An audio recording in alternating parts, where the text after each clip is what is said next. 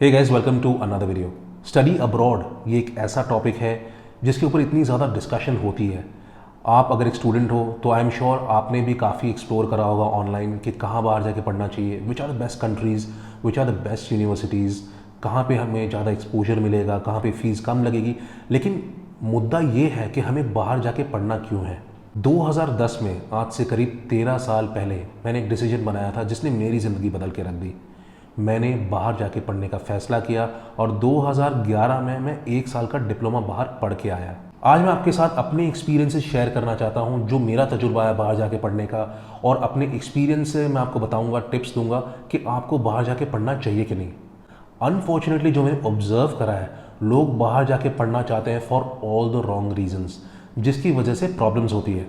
अभी recently paper में भी आया कि कनाडा से कुछ लाखों स्टूडेंट्स डिपोर्ट हो गए हैं क्योंकि किसी एजेंसी ने इंडिया में फ्रॉड किया और स्टूडेंट्स को ड्यूप किया और उनसे काफ़ी पैसे ले लिए, कुछ 12 से 14 से 16 लाख रुपए ले लिए। अब ये बच्चे वहाँ पढ़ने गए और इवेंचुअली डिपोर्ट हो गए। तो ऐसा हमें नहीं करना है। सैड ट्रूथ आज का ये है कि लोग बाहर जाके पढ़ना चाहते हैं टू एस्केप फ्रॉम लाइफ। उनकी यहाँ पे एक ज़िंदगी है जिससे वो खुश नहीं है, तो उनको लगता है कि हम बाहर जाके अगर पढ़ेंगे तो हम बाहर सेट हो जाएंगे, हम सेटल हो जाएंगे और सारी दुविधाएं, सारी प्रॉब्लम्स वैनिश हो जाएंगी, जो बिल्कुल भी गलत है। आप उन प्रॉब्लम्स को फेस करें इंडिया में रह के, तभी आप आगे बढ़ पाओगे। चलो, ये तो फिर सेटल रहा कि आपको राइट रीजंस की वजह से बाहर जाना है, you want to study abroad for the right reasons. लेकिन अब आपको क्यों बाहर जाना है फॉर द राइट रीजंस? क्या आपको एक्सपीरियंसेस के लिए बाहर जाना है? क्या आपको एक्सपोजर चाहिए, बाहर दूसरे कल्चर्स का, दूसरे देशों का कुछ सीखना है लाइफ में? या तो आपको बाहर जाके सेटल होना है, हिंदुस्तान में वापस कदम नहीं रखना है, या तो आपको ज़्यादा पैसे कमाने हैं और वापस हिंदुस्तान आके यहाँ पे एक घर बनाना है। ये इम्पॉर्टेंट बहुत ज़्यादा है कि आप क्यों बाहर जाना चाहते हो। आप बाहर क्यों जाना चाहते हो, आपका जो ऑब्जेक्टिव है वो डिफाइन करेगा कि आपको किस यूनिवर्सिटी में अप्लाई करना है, किस कंट्री में अप्लाई करना है, कौन से प्रोग्राम के लिए अप्लाई करना है। ये सारी चीज़ें डिपेंड होती हैं आपका एंड गोल और आपके ऑब्जेक्टिव के ऊपर। ठीक है, अभी आपने फैसला कर लिया है कि आपको बाहर क्यों जाना है, आपने आइडेंटिफाई कर लिया अपना ऑब्जेक्टिव कि आपको इस वैलिड रीजंस की वजह से बाहर जाके पढ़ना है। So the next question is, how do you choose a country, how do you decide, how do you select a country? आपको कहाँ जाके बाहर पढ़ना है, किस देश में जाके बाहर पढ़ना है? तो इसका डिसीजन इनफैक्ट काफ़ी सारे फैक्टर्स पे डिपेंड करता है। सबसे पहली बात तो ये है कि इकोनॉमिक स्टैंडिंग क्या है उस देश की। ऑन अ वर्ल्ड मैप जहाँ पे 200 कंट्रीज़ हैं लगभग, उस देश की क्या स्टैंडिंग है, इकोनॉमिक स्टैंडिंग है? क्या वो टॉप 10 कंट्रीज़ में आता है, क्या वो टॉप 5 कंट्रीज़ में आता है? आप ऐसे देश में जाके पढ़ें जहाँ पे एक इकोनॉमिक ग्रोथ और फ्यूचर, एक पोटेंशियल आपको दिखाई दे, क्योंकि अगर आप वहाँ से पढ़ते हो तो चांसेस है आपको वहाँ पे नौकरी मिल सकती है। अगर वहाँ पे नौकरी मिल सकती है तो आप कितने टाइम तक आप वहाँ अपनी नौकरी को और अपनी ज़िंदगी को सस्टेन कर पाते हो। दूसरी बात, आपके खर्चे। आपने एजुकेशन एक्सपेंडिचर तो कैलकुलेट कर लिया, आपने फ्लाइट्स के भी कॉस्ट कैलकुलेट कर लिया, आपने अकोमोडेशन भी कैलकुलेट कर लिया। लेकिन यूजुअली स्टूडेंट्स क्या सबसे बड़ी गलती करते हैं, वो जो रोज़मर्रा की ज़िंदगी है, डेली अनअकाउंटेड एक्सपेंसेस, जो हमने सोचा नहीं है, वैसे भी काफ़ी एक्सपेंसेस होते हैं। आपको कितने खर्चे लगेंगे घूमने के लिए सिटी को और पूरे कंट्री को घूमने के लिए, खाने पीने के कितने खर्चे लगेंगे, कम्यूट में कितने खर्चे लगेंगे, आपने अपने पॉकेट एक्सपेंडिचर को काफ़ी माइंड में रखना है जब आप इन चीज़ों की प्लानिंग करते हो। पॉइंट नंबर 3, अगर आप बाहर जाके पढ़ते हो तो उस देश की, जहाँ आप जा रहे हो, उसकी कनेक्टिविटी बाकी देशों के साथ कैसी है। फॉर एग्जाम्पल, अगर आप यूरोप में पढ़ना चाहते हो, काफ़ी लोग यूरोप इसीलिए सिलेक्ट करते हैं क्योंकि यूरोप में काफ़ी नेशंस आ टुगेदर, कॉम्पैक्ट है।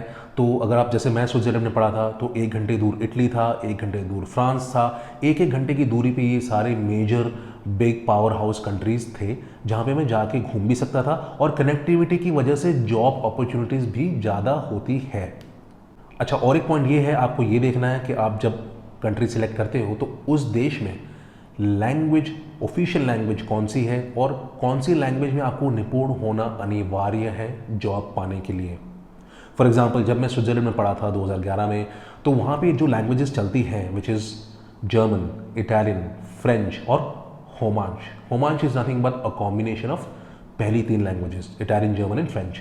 तो ये 4 लैंग्वेजेस अगर आपको आती है, या एटलीस्ट इनमें से एक में आप निपुण हो, तो ही आपको स्विट्जरलैंड में अच्छी जॉब मिल सकती है। तो आपको ये भी देखना है कि आपको इंग्लिश लैंग्वेज अगर है वहाँ पे तो बिकम्स ईजियर। अगर आप यूके जाके पढ़ते हो तो डेफिनेटली बिकम्स ईजियर। आपको वहाँ पे इंग्लिश बोलनी है, आपको जॉब भी साइड बाय साइड मिल सकता है, आप 2 पैसे भी कमा सकते हो और आप अपना एजुकेशन भी कंप्लीट कर सकते हो। अनदर पॉइंट, जब आप कंट्री सेलेक्ट करते हो तो ईज़ ऑफ लिविंग कैसी है, आपको वहाँ पे मशक्क़त होती है रहने में। फॉर एग्जांपल कुछ देश ऐसे भी होते हैं जहाँ पे बिकॉज ऑफ पॉलिटिकल और जियोपॉलिटिकल और कल्चरल इश्यूज़ ऐसे होते हैं जहाँ पे आपको पढ़ने से आपको शायद आगे पोटेंशियल ना हो। कुछ ऐसे भी अरब कंट्रीज़ हैं और कुछ भी ऐसे भी कंट्रीज़ हैं जहाँ पे रिस्ट्रिक्शंस काफ़ी हैं, जहाँ पे पढ़ने से आपको ग्रोथ नहीं होगी, जहाँ आपको पढ़ने से उसी कंट्री में आपको काम मिल सकता है या नहीं, आपको डाउट है, तो उन कंट्रीज़ को आप सिलेक्ट ना करें। एज ए स्टूडेंट आपने काफ़ी बार सुना होगा Erasmus exchange. What is Erasmus exchange? Erasmus का मीनिंग क्या है? तो Erasmus is nothing but a combination of 2 words. ER एक ब्रेकअप हो गया और आजमुस एक दूसरा वर्ड हो गया। ER is nothing but European Union, ER European. Erasmus is nothing but action scheme for mobility of university students in Europe. ये हो गया इरास्मुस। सो प्राइमरली ये बना था यूरोपियन स्टूडेंट्स की मोबिलिटी के लिए। जितने भी यूरोपियन यूनियन में मेंबर कंट्रीज़ हैं उनके जो स्टूडेंट्स हैं यूनिवर्सिटी के, वो फ्रीली जाके एक दूसरे के देश में पढ़ सकते हैं, एक्सपोजर ले सकते हैं, उसके लिए ये कॉन्सेप्ट बना था। आप बोलोगे कि ये इरास्मुस का मुझे क्या बेनिफिट है एज एन इंडियन?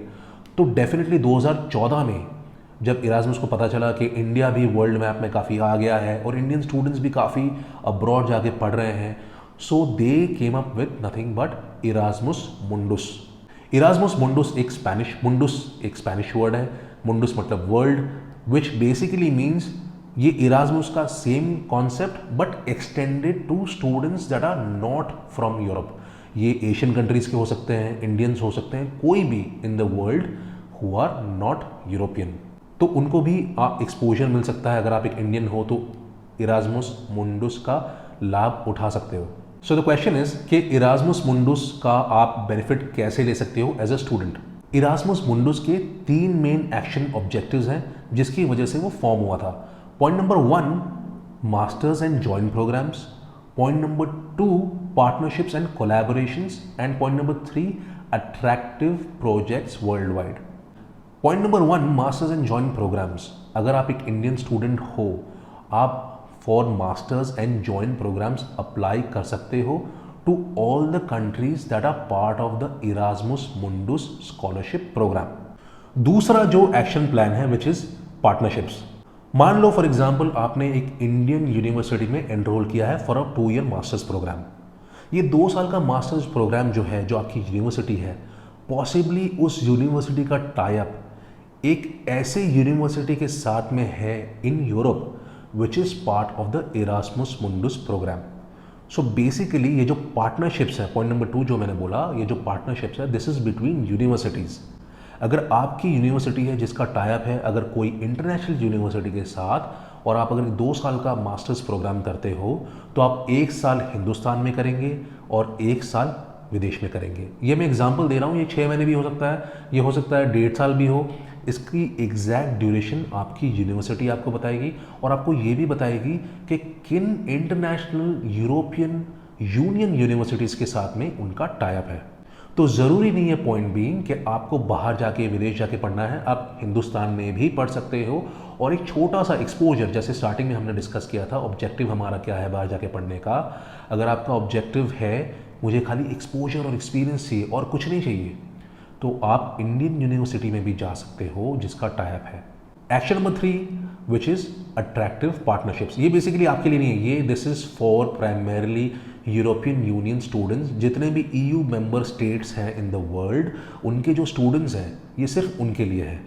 अच्छा, one of the most practical questions post pandemic students पूछते हैं, is still worthy to go abroad and study?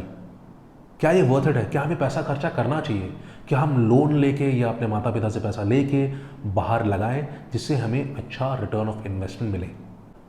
इसका एक आंसर येस एंड नो है। काफ़ी ट्रिकी आंसर है क्योंकि there is no written rule या लॉ कि हाँ बाहर जाके अब पढ़ना चाहिए, नहीं बाहर जाके पढ़ना नहीं चाहिए। There is no right and wrong answer इस क्वेश्चन का। हाँ, अगर आप ऑनलाइन सर्च करोगे तो डेफिनेटली बहुत बार आपको मिल सकता है ब्लॉग पोस्ट में से कि हाँ definitely please go and study abroad, क्योंकि उनका कोई एजेंडा होता है, वो चाहते हैं 2 पैसे वो भी कमाएं, कमीशन कमाएं आपको बाहर भेज के। लेकिन इसका आंसर यस एंड नो है।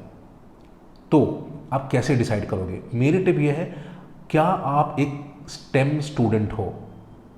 Stem basically is science, technology, engineering and mathematics.